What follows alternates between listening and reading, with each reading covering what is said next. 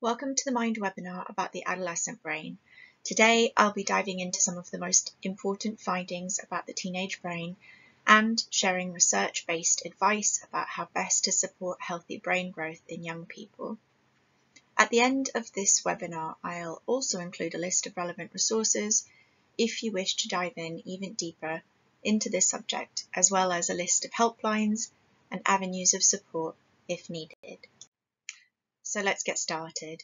More than just puberty, adolescence is a process of metamorphosis, found not only in humans, but also across many different species, including gorillas, antelopes, and even turtles. In humans, it is often categorized in three age groups: 10 to 14 years, known as the young teenage group, 15 to 19, the middle teenage group, and 20 to 24 or 25, the late adolescent group. It's often characterized by rapid physical, cognitive, and psychosocial growth, which affects how a young person feels, thinks, makes decisions, and interacts more generally with the world around them. At the individual level, the adolescent is, of course, transitioning physiologically from child to adult, with noticeable shifts into sexual maturity, but the brain is also undergoing enormous shifts at this time. The teenage brain is essentially remodeled and reconfigured at an alarming and impressive and intensive speed. So, when it comes to adolescence, there are often physical, sexual, and cerebral changes that are there to help teenagers reposition themselves in social hierarchies and also make social transitions from education to the workplace. It's a period of life marked by incredible opportunity, but also a sharp increase in risks. Anything that interferes with development, like substance use or stressful life events and trauma, can cause lasting problems in these areas, and that can be seen in a lot of research around the brain involving, for example, MRI scans. Research suggests that traumatic events experienced in particularly early adolescence, around 10 to 14 years of age, can be more strongly associated with a decrease in total lifespan. Stressors experienced at any other age, including infancy, might not have quite as much of an effect as during the 10 to 14 year age period. The takeaway here is that the teenage brain is extremely sensitive, so it is wise to learn about it, as well as ways to minimize stress and maximize opportunities to build positive lifestyle habits during this impressionable time in brain growth development. So, brain basics. Children's brains have a massive growth spurt when they're very, very young. By the time they're 6, their brains are already about 90 to 95% of adult size. The early years are a very critical time for brain development, particularly brain growth, but the brain still needs a lot of remodeling before it can function as an adult brain, and that's what's happening during the teenage years. This brain remodeling happens intensively during adolescence, continuing until a young person is around 25. One of the most crucial changes is the development of the hormone-fueled limbic system, the bit that's highlighted in purple here on this screen. It drives emotions and it intensifies at puberty, typically between the ages of 10 and 12, give or take, and it matures over the next few years. Now, this is one of the oldest features of the brain, and it's sometimes referred to as reptilian because it's where our most basic and intense primal urges are often seated. The hormone-fueled limbic system undergoes dramatic changes at the time of puberty. Again, traditionally around ages 10 and 12, the system not only regulates emotions, but also feelings of reward. It promotes novelty-seeking behavior and typically an increased desire to interact with peers. Crucially, this limbic system kicks into gear way earlier than the prefrontal cortex, which is the area highlighted in this slide in green. It's the area of the brain right before the forehead, or right behind the forehead even, and it's the very last part of the brain to fully develop. This late blooming prefrontal cortex has so many things going on. It keeps a lid on impulsive actions, and it does not approach full development until about a decade after the limbic system. So this prefrontal cortex that is a bit lagging behind in development in teenagers is also referred to as being responsible for executive functioning. It's known for a whole host of cognitive abilities, such as the ability to stop an impulsive behavior, like choosing a healthy snack over a candy, for example, the ability to retain and process information, to guide behavior, like maybe remembering a phone number. It also is responsible for the ability to switch between different cognitive processes, different rates of speed of intake of information, the ability to follow rules, execute what's called optimal reasoning or sensible behavior, the ability to create hypothetical what-ifs by doing mental time travel, to consider past, present, and possible future outcomes by running simulations in our mind. The prefrontal cortex is also responsible for that ability to navigate really complex social relationships, to discern friend from enemy, or seek out protection within groups. It's really important for the ability to focus on one thing at a time whilst ignoring distractions, and for any kind of complex reasoning that might be needed. So a teenage brain is a bit like having a car with a full tank of petrol and a working gas pedal, but the brake pedal only occasionally works. It isn't that teenagers don't have brakes, they're just not as finely tuned brakes as the ones they'll have when they eventually reach their mid-20s. So the prefrontal cortex functions are not absent in teenagers, they're just not as good as they're going to be one day. Basically, it isn't that adolescents can't reason well, but that they're biologically wired in a way which means their decision making is often very inconsistent, and all of this is completely natural and normal. Right about now, you might be wondering why. Why have humans evolved to be like this? Wouldn't it make more sense for the teenage brain to assess risk better much earlier on? Wouldn't we, as a species, have better odds of survival? The reason proposed for this kind of lag, is because the teenage brain is really quite brilliant at adapting to its environment. Because it's not fully shaped, it can essentially shapeshift into whatever type of environment it needs to adapt to. This special changeability is called plasticity, or the plastic brain, or neuroplasticity. And it really is a very double-edged sword. On the one hand, it is true that teens are biologically more prone to risk-taking behaviors, which may in fact undermine survival. But on the other hand, these very same brain processes serve to encourage the kind of bravery needed to go out and gather experiences away from the supervision of adults. And it's this type of extreme bravery or riskier behavior that's required to start forming a path for successful survival when adult support will no longer be available. The hallmark of this sort of behavior is pushing away from known caregivers and relying more heavily on peer groups.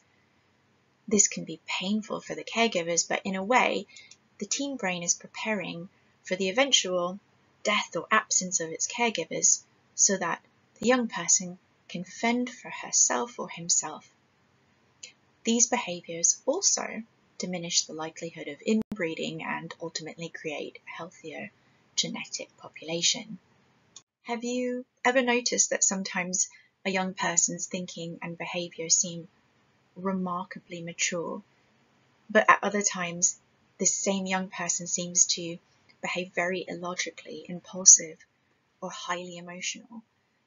Typical teenage behaviors often involve risk-taking, sensation-seeking, mood swings, disorganization, forgetfulness, turning away from parents toward peers. And it's not signs of cognitive or emotional problems necessarily in the average teenager. In fact, generally, boys struggle a lot with impulse control, particularly as hormones kick in, and girls often experience very exceptional high and low moods with a rapid movement between the two. These aren't necessarily signs of cognitive or emotional problems in an average adolescent. They are a natural result of brain development, a normal part of adolescence learning how to negotiate a really complex world. So, for example, let's take an imaginary 15-year-old girl's departure from her parents' tastes in clothing or music or politics.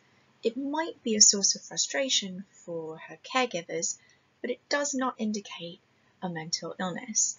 Or likewise, a 16-year-old boy's propensity to skateboard without a helmet or even accept risky dares from his friends is not trivial, but is more likely a manifestation of short-range thinking and peer pressure than some sort of deep desire to hurt himself. But it's worth noting that 50% of mental illnesses people experience emerge by age 14 and 75% start by age 24. However, the overall main change in any teen's brain is that the unused connections in the thinking and processing part of a young person's brain, called grey matter, are pruned away. At the same time, other connections, the ones that are more frequently used, are strengthened. Now, this is the brain's way of becoming more efficient based on the use it or lose it principle. This pruning process begins in the back of the brain, and the front part of the brain, that prefrontal cortex that we discussed, is remodeled last. So regardless of whether a mental illness is present in a teenage brain, it's often changing and adapting through this pruning process so rapidly that it may be difficult to discern what is maladaptive behaviors and what is entirely typical. Another surprising finding has shown that many 13-year-olds misread emotions when shown pictures of people expressing emotions such as sadness, fear, and anger. So although many teenagers are typically more highly emotional and sensitive beings, they also find it harder to empathize and identify emotions in others. Another interesting piece of research has shown that the cerebellum rapidly grows during the teenage years. And interestingly, this is an area that develops coordination of muscles, or when muscles are developed, this area of the brain shows that. But it also is the area of the brain which is incredibly linked to thinking processes. So if teenagers exercise and work to improve their physical coordination, they're kind of simultaneously improving their thinking coordination, smoothing out intellectual processes, and becoming better to navigate social interactions. This might be one of the most compelling reasons for teenagers to be active. Without wanting to oversimplify, teens can help themselves learn to verbally argue more effectively by becoming more competent with a physical skill. The research into teen brains is coming in thick and fast, and most agree there is much more to learn. What is very clear from most research is that adolescents are able to learn and retain information far better than adults. The good news is this heightened ability makes adolescence a perfect time to explore interests, identify strengths, invest in emerging talents. What I sometimes tell the young people that I work with is to focus on the things you want to be good at when you're older. It also makes it an ideal time to intervene when a young person has emotional or learning difficulties. The bad news is it's during this time when young people are often most susceptible to learning addictive behaviors. For this reason, teenagers get addicted to every substance known faster than adults, and once addicted, they frequently have a much greater difficulty ridding themselves of that habit. And this is why 90% of addictions have roots in the teen years. Essentially, the teenage brain is a lot more sponge-like than the adult brain. So if illicit drugs are consumed, it's more likely to be damaged by them. But likewise, if mindfulness is consumed or practiced, it's also more likely than with an adult brain to find it beneficial. Whatever behavior is undertaking, either good or bad, useful and helpful or otherwise, there's a deeper and more significant impact than it would have on an adult brain. So by harnessing this learning potential and providing key positive learning experiences during the teenage period of brain development, caregivers can significantly influence the neurodevelopment trajectories of their teens. These learning experiences require healthy supports and scaffolding from trusted adults, schools, and the community to shift tendencies away from negative risk-taking and towards healthier exploration and learning, essential for acquiring skills and knowledge relevant to taking on new roles and responsibilities that ultimately lead to adult capabilities. With all of this talk of cascading hormonal changes and mammoth reorganizing of neural circuitry, it can be really easy to lose sight of the environmental impact on biology. Brain changes do not occur inside a vacuum. That's to say, biological changes do not necessarily determine behavior. Rather, the biological changes lead to increased tendencies to behave in particular ways. The actual behaviors depend to a very large extent upon a particular social context. Take, for example, natural shifts that occur in sleep regulation during puberty. These natural shifts do not cause adolescents to stay up super late or make it impossible to wake them up, but instead, biological changes at puberty lead to a slight tendency to prefer staying up later and sleep in later. Slight.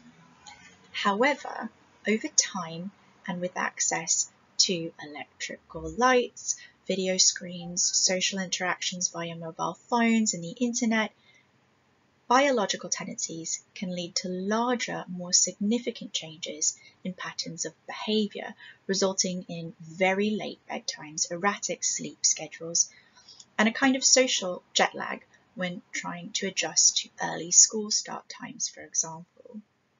So there really is a link between the nature and the nurture.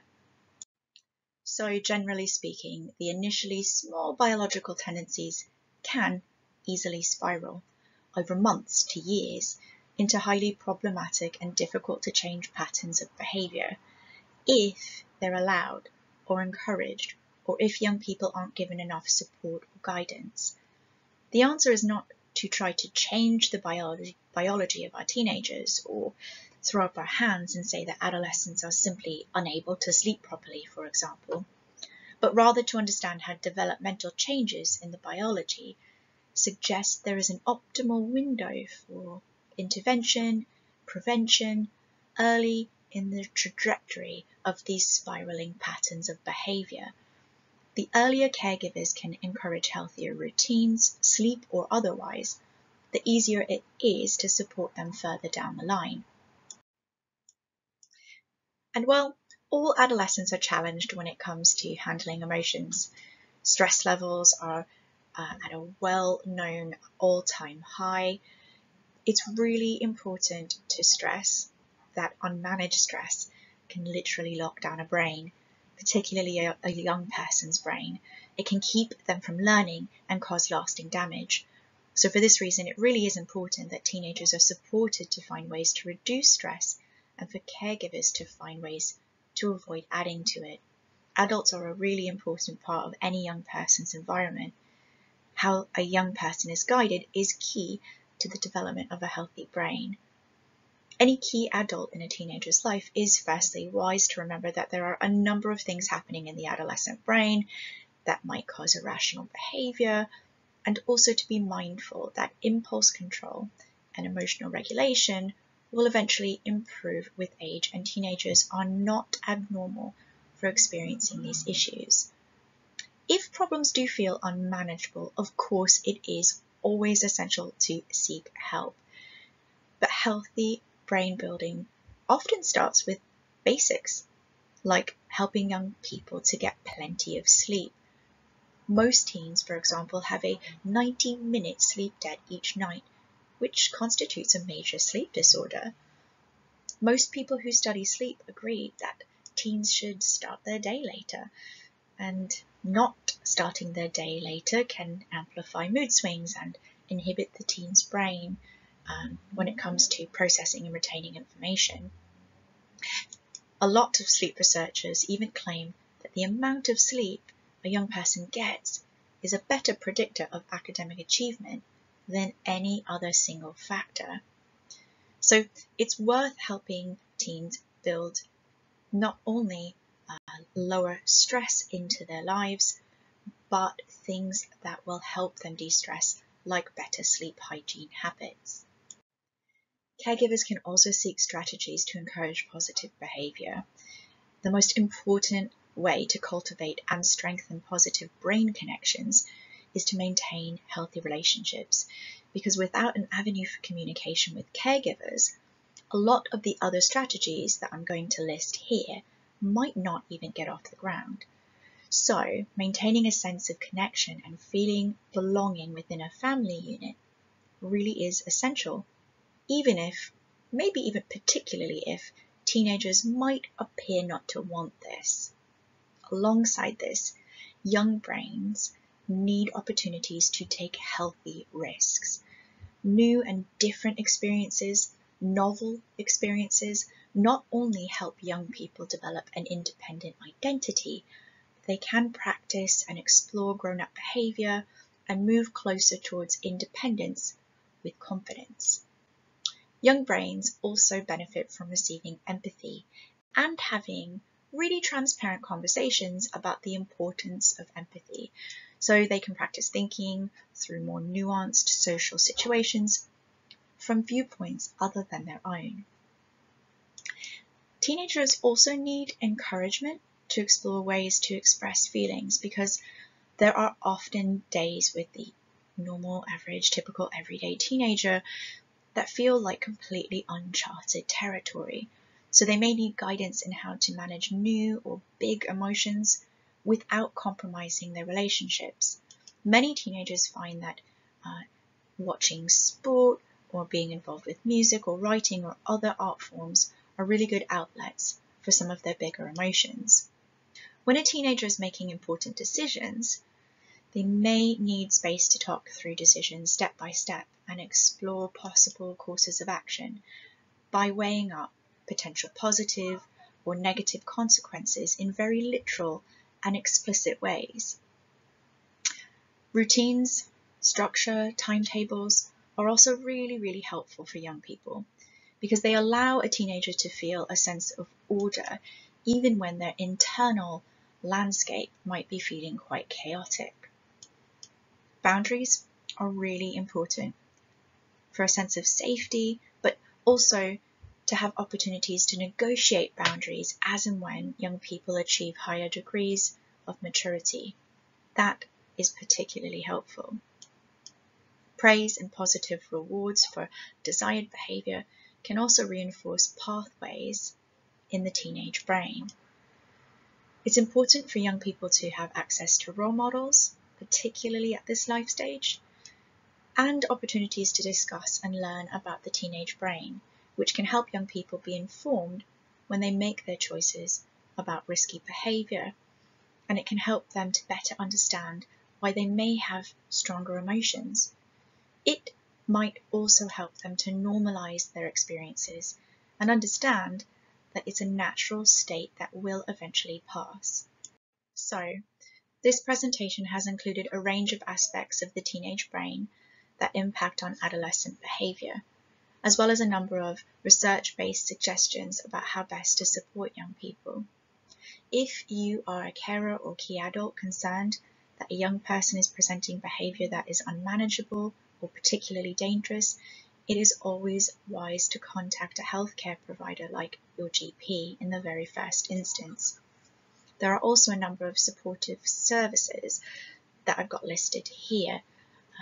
The Children and Young People's Mental Health Services is a good one, but there are also helplines such as Family Lives or Young Minds. There are national counselling options through services like Relate, and of course Mind has a wealth of resources available at www.mind.org.uk. I hope you found this presentation useful. Thank you.